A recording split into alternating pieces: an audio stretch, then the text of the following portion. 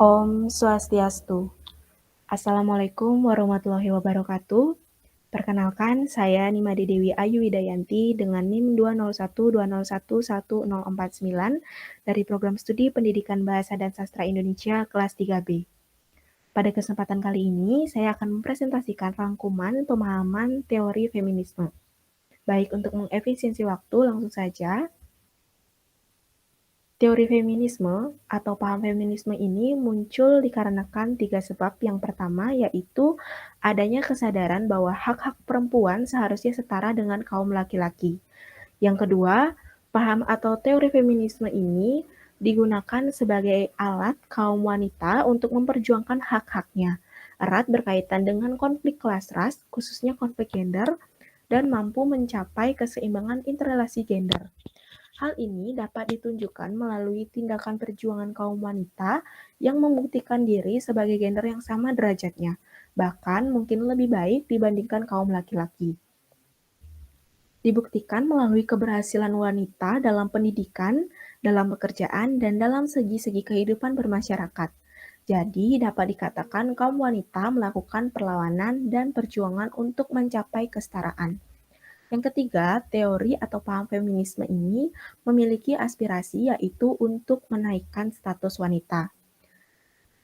Dengan perkembangan feminisme ke berbagai segi kehidupan, salah satunya ke dalam sastra, muncullah sastra feminis dan feminis dalam sastra yang bertujuan untuk menggambarkan ketidakadilan gender melalui karya sastra. Studi mengenai sastra feminis pun menjadi sebuah disiplin ilmu tersendiri.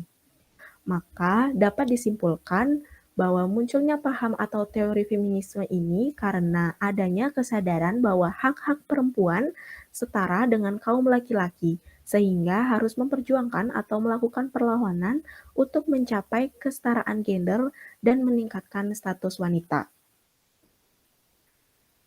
Selanjutnya, cara kerja teori feminisme dalam penerapannya untuk menganalisis karya sastra, yaitu dapat dilakukan melalui kritisi suatu karya sastra yang tentunya berkaitan erat dengan kaum wanita.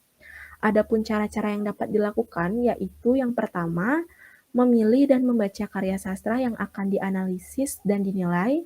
Yang kedua, menentukan fokus masalah yang sesuai dengan perspektif kritik sastra feminis, misalnya berhubungan dengan kepenulisan perempuan atau gambaran mengenai tokoh-tokoh perempuan dalam relasinya dengan laki-laki dalam karya sastra, atau mengenai bagaimana tokoh-tokoh perempuan menghadapi masalah dalam kehidupannya di masyarakat, misalnya masalah pendidikan, sosial, budaya, politik, kesehatan, lingkungan, hukum, ketenagakerjaan, dan sebagainya.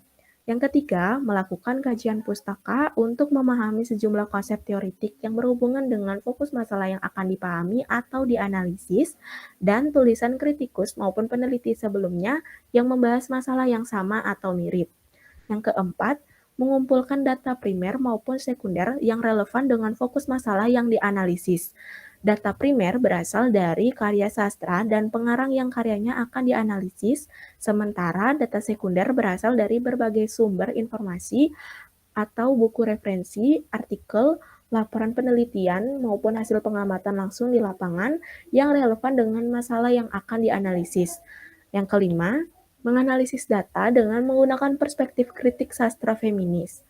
Yang keenam, menginterpretasikan dan memberikan penilaian terhadap hasil penelitian sesuai dengan agam kritik sastra feminis yang dipilih.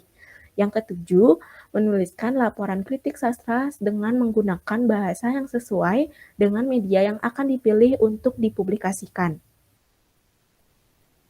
Selanjutnya, terdapat artikel yang membahas bias gender yang meliputi permasalahan, subjek kajian, dan hasil telaahnya.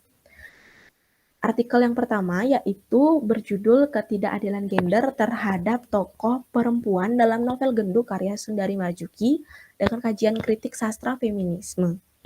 Permasalahan dalam artikel ini yaitu terdapat ketidakadilan gender dengan subjek kajiannya yaitu tokoh genduk dan yang. Hasil telaah dari artikel ini yang pertama, ketidakadilan yang dialami oleh genduk berupa marginalisasi perempuan. Selain itu, tokoh ini juga mengalami kekerasan seksual. Yang kedua, ketidakadilan yang dialami oleh tokoh yang yaitu bersumber dari ayahnya yang mengusir dari rumah dan menghapus dari kartu keluarga. Sehingga kedua tokoh ini mengalami beban kerja untuk bertanggung jawab dalam kehidupannya. Dan penyebab ketidakadilan gender ini yaitu yang pertama tokoh gendut disebabkan oleh kaduk, yang kedua tokoh yang disebabkan karena tidak mendapatkan restu untuk menikah dengan laki-laki pilihannya dan harus dikeluarkan dari rumah dan dihapus dari kartu keluarga serta menanggung hidup atau beban kerja secara mandiri.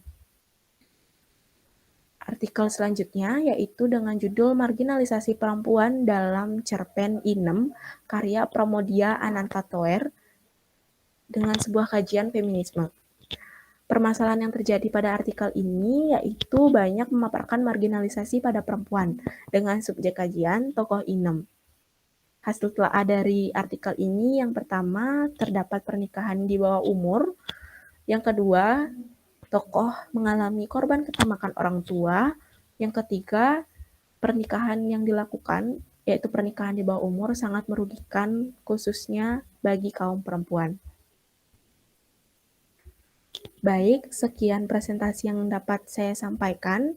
Mohon maaf apabila terjadi kesalahan dalam bertutur kata atau kekurangan materi. Saya ucapkan terima kasih dan saya tutup dengan Parama Santi.